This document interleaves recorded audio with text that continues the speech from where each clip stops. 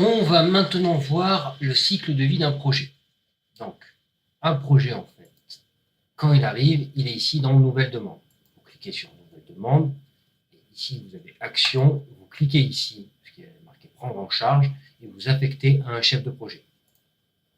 Ensuite, quand vous avez validé, la commande est en attente d'action. Donc là, par exemple, pour l'événement workshop, on voit qu'il manque des actions. Donc, next step, valider votre commande. Donc là, il manque comme action la validation client. Parce que la shopping cart est non remplie et ou le purchase order est non rempli. Donc vous pouvez le remplir, mais normalement, c'est au client de le faire. Vous avez, en tant qu'agence, des actions clients et fournisseurs. Alors que côté client, il voit que ses actions à lui, côté fournisseur, il voit que ses actions à lui. Du coup, ici, vous avez les informations de livraison, les messages de l'événement, les notifs, le détail de la commande, le devis, la to-do list, les documents de l'événement et le panneau financier, facture reçue, émise, les acteurs de l'événement et l'accompagnement agent, c'est-à-dire qui est le chef de projet qui gère. En l'occurrence, pour ce projet-là, c'est Marie Pickman.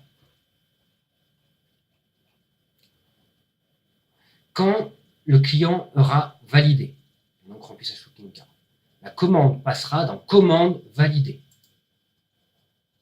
Et en attente d'action, parce qu'il reste encore quelques actions à mener. On va aller sur une au hasard, qui est voilà, en exécution, par exemple.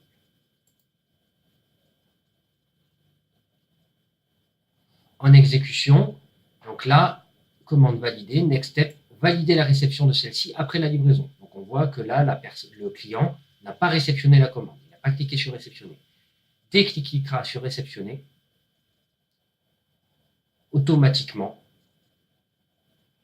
la commande passera comme livrée.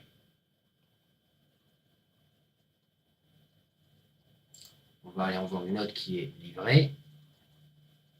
Celle-là est livrée. Livrée. Donc sur celle-là, quelles sont les infos que vous avez en plus? C'est qu'il y a la facture de commission qui est marquée comme réglée, c'est automatique. La facture côté client et la facture côté fournisseur. Le fournisseur n'a pas besoin de vous envoyer une facture. La facture est générée automatiquement dans le système. Vous pouvez la télécharger en cliquant ici. Et idem pour la facture client, idem pour la facture de commission. Il faudra voir avec la comptabilité et Guillaume, chez IME, qui est le DAF, que faire de ces factures. Est-ce que vous devez les imprimer ou pas? Les informations qu'il y a ici sont dues à la configuration en back-office.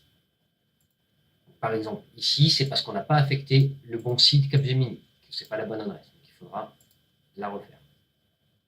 Là, la facture de commission. Le lieu reçoit sa facture et la facture de commission automatiquement. Le soir à 20h, à partir du moment où vous avez fait réceptionner. Donc c'est pour ça que c'est important de réceptionner et que la facture de commission soit faite.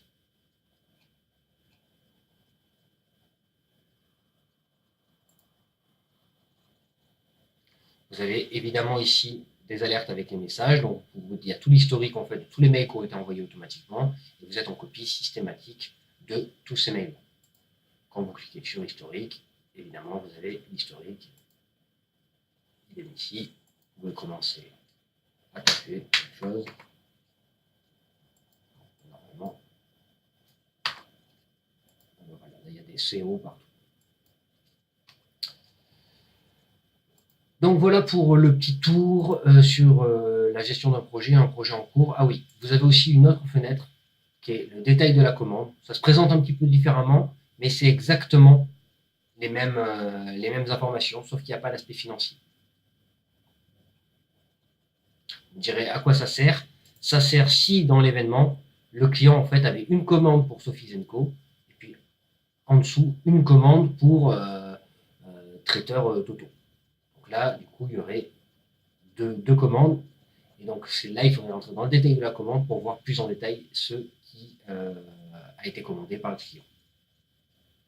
Voilà pour le petit tour des commandes en cours jusqu'à la fin des commandes.